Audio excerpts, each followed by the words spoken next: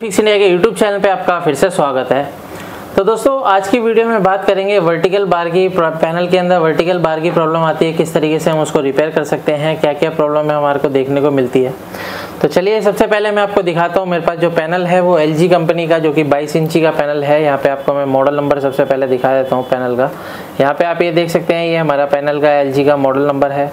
और इसके अंदर जो प्रॉब्लम है सबसे पहले हम आपको दिखा देते हैं किस तरीके की दिक्कत हमारे को देखने को मिल रही है। इसके अंदर हमने इसके अंदर अपना टेस्टिंग का बोर्ड लगा रखा है और जैसे ही हम इसको ऑन करते हैं तो हमारे को कुछ पिक्चर जो है इस तरीके की दिखाई देती है। जैसे कि हम इसको ऑन कर लेते हैं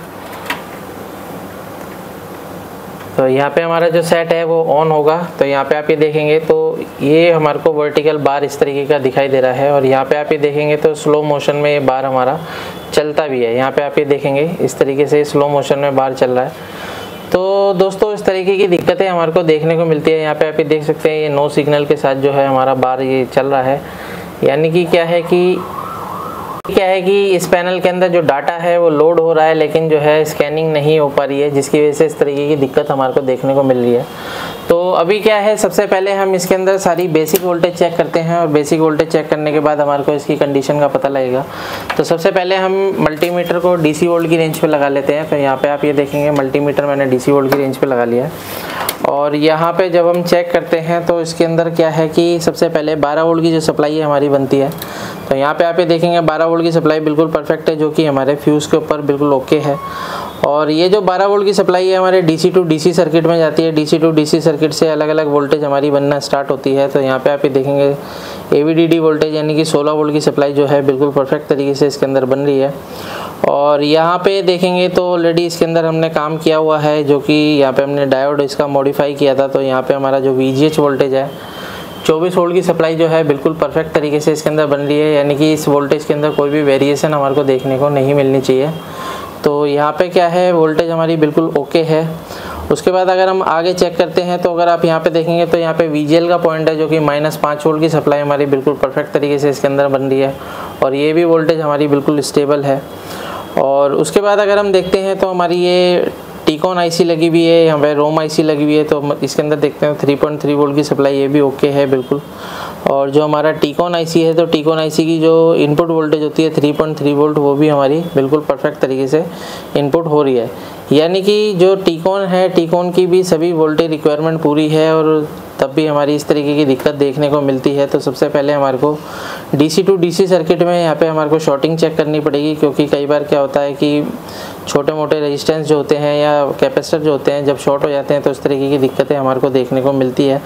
तो अभी क्या है कि हम सप्लाई को बंद करके इसके अंदर जितने भी PF लगे होते हैं, PF को हम शॉर्टिंग के लिए चेक करेंगे। तो यहाँ पर मल्टीमीटर को हम सेट कर लेते हैं कंटिन्यूटी पॉइंट पर।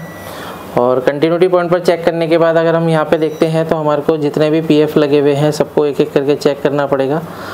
तो यहाँ पे आप ये देख सकते हैं, यहाँ पे हमारे को कोई भी शॉर्टिंग देखने को नहीं मिल रही है। यानी कि यहाँ पे आप ये देखेंगे कोई भी शॉर्टिंग नहीं मिल रही है। यानी कि जब भी हम चेक करते हैं तो जो भी PF हमारे को शॉर्टिंग कंडीशन यानी कि कंटिन्यूटी देता है, यानी कि वो शॉर्टिंग कंडीशन में रहता है। तो यहाँ पे देख सकते हैं बिल्कुल ओके हमारे को दिखा रहा है। तो सभी जगह हम PF को चेक कर लेते हैं। यहाँ पे भी देखेंगे तो कोई भी हमारे को शॉर्टिंग नहीं मिल रही है। VGL के सर्किट में भी देख लेते हैं, VGL के सर्किट में भी कोई शॉर्टिंग नहीं है। तो इसका मतलब क्या है कि PCB में हमारे को शॉर्टिंग तो कहीं पे नहीं मिल रही है। यहाँ पे भी देख लेते हैं। तो यहाँ पे अगर हम देखेंगे तो ये टीकॉन IC के आसपास में भी आप PF पर चेक कर सकते हैं। तो कोई शॉर्टिंग हमारे को देखने को नहीं मिल रही है। तो अभी क्या है कि ऑलमोस्ट यानी कि शॉर्टिंग इसके अंदर नहीं है। तो आगे हम चेक करते हैं। सबसे पहले सेट को ऑन करते हैं। ऑन करने के बाद हमारे को इसके अंदर चेक करना होगा कि जो लेवल शिफ्टर IC है, लेवल शिफ्टर IC की वोल्टेज रिक्वायरमेंट है वो पूरी है या नहीं है। कई बार क्या होता है, वोल्टेज रिक्वायरमेंट पूरी होने के बाद लेवल शिफ्टर IC ख़राब होती है, तो लेवल शिफ्टर IC को भी चेंज करना पड़ सकता है। तो सबसे पहले हम इसको ऑन कर लेते हैं। ऑन करने के बाद वापस से मल्टीमीटर को DC वोल्ट की रेंज पे लगाते हैं। और यहाँ पे अगर हम देखते हैं तो हमारी लेवल शिफ्टर IC लगी हुई है। तो लेवल शिफ्टर IC के अंदर अगर हम देखेंगे तो हमारे को जो वोल्टेज मिलता है, यानी कि यहाँ पे आप ये देखेंगे 24 वोल्ट की सप्लाई जो कि इसकी इनपुट वोल्टेज है वो बिल्कुल परफेक्ट तरीके से इसके अंदर इनपुट हो रही है। और यहाँ पे अगर हम देखते हैं तो और भी वोल्टेज है, जैसे कि 3.3 वोल्ट की सप्लाई है, ये भी हमारी जो है लेवल शिफ्टर आईसी के अंदर इनपुट हो रही है, यानी कि 3.3 वोल्ट भी बिल्कुल परफेक्ट तरीके से इनपुट हो रहा है। उसके बाद अगर हम देखते हैं तो इसके अंदर जो VGL वोल्टेज है, VGL वोल्टेज हमारे को मिलना चाहिए, जो कि VGL वोल्टेज इस आईसी के अंदर जाता है। तो VGH और VGL 3.3 वोल्ट, ये तीनों सप्लाइयाँ जो है लेवल शिफ्टर आईसी के अंदर जाती है। तो यहाँ पे अगर हम देखते हैं तो यहाँ पे मेरे को VGL पॉइंट पर, यानी कि यहाँ पे जो PF है, इस PF पे मेरे को -5 वोल्ट की सप्लाई जो कि मिलनी चाहिए, यहाँ पे नहीं मिल रही है। तो देखिए इस कंडीशन में क्या है कि हमारे को यहाँ पे अलग से सप्लाई देकर चेक करना पड़ेगा, क्योंकि कई बार क्या होता है लेवल शिफ्टर आईसी शॉर्ट होने की वजह से भी इस तरह की कंडीशन देखने को मिलती है। तो यहाँ पे क्या है कि हम जंपर लगा के इसको अलग से वोल्टेज देकर चेक करते हैं क्या कंडीशन इसके अंदर बनती है। तो यहाँ पे वोल्टेज जो है मैं इसके अंदर VGL पॉइंट से यहाँ से लेता हूँ और उसके बाद चेक करता हूँ क्या कंडीशन है। सबसे पहले सेट को हम ऑफ़ कर लेते हैं और यहाँ पे हमने एक जंपर वायर ले रखी है, तो जंपर वायर के द्वारा हमारे को जंपर देना पड़ेगा। तो ज़रूरी नहीं है आपको इतनी मोटी वायर लगानी है, ये हमने खाली टेस्टिंग पर्पज़ पे हम लगा के देख रहे हैं। अगर यहाँ पे सप्लाई नहीं बनती है तो हमारे को दूसरी तरीके से सप्लाई बना के लगानी पड़ेगी एक्सटर्नल। तो ये मैंने VGL पॉइंट से जोड़ा है और दूसरे पॉइंट पे भी हम जोड़ते हैं, इसके PF पर जोड़ के देखते हैं। तो यहाँ पे क्या है, हमने जो है VGL पॉइंट यहाँ पे जोड़ दिया है। तो हमारे को यहाँ पे पहले चेक करना होगा कि यहाँ पे जो है शॉर्टिंग जो है फ्यूज़ से तो नहीं हो रही, क्योंकि कई बार क्या होता है जब भी हम कंपोनेंट को लगाते हैं, कोई भी जंपर लगाते हैं, जब शॉर्टिंग हो जाती है तो इस तरह की कंडीशन अगर मिलती है तो हमारी कई सारी आईसी ख़राब हो सकती है, यानी कि DC टू DC भी ख़राब हो सकती है, लेवल शिफ्टर भी ख़राब हो सकती है।